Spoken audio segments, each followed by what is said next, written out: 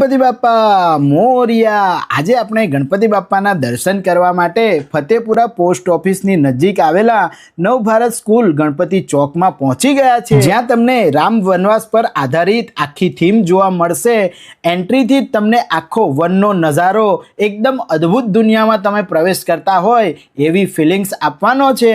આગળ જતાં તમને અહીંયા ખૂબ જ સરસ એવા ઝરણા અને નદીઓમાંથી તમે વચ્ચેથી પસાર થતા હોય એ રીતનું આખું તમને અહીંયા ડેકોરેશન જોવા મળે છે। ભગવાન શ્રી રામે વનવાસ દરમિયાન જે પણ તકલીફો વેઠી અને જેવી રીતે એમને વનવાસ કર્યો એ બધું જ વર્ણન અહીંયા ડેકોરેશન દ્વારા તમને બતાવવામાં આવ્યું છે।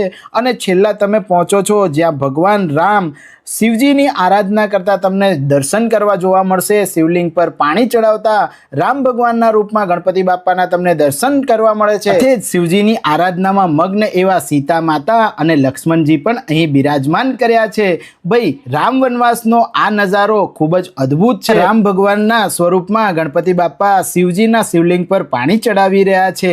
ભાઈ આ ડેકોરેશન જોવાનું બિલકુલ પણ ચૂકતા નહીં। ગણપતિ બાપ્પાના વિસર્જનને ખૂબ જ ઓછો સમય બાકી રહ્યો છે। કમેન્ટ બોક્સમાં ગણપતિ બાપ્પા મોરિયા જરૂરથી લખજો અને તમારા ગ્રુપમાં આ રીલ શેર કરવાની જવાબદારી તમારી છે। ગણપતિ બાપ્પા મોરિયા।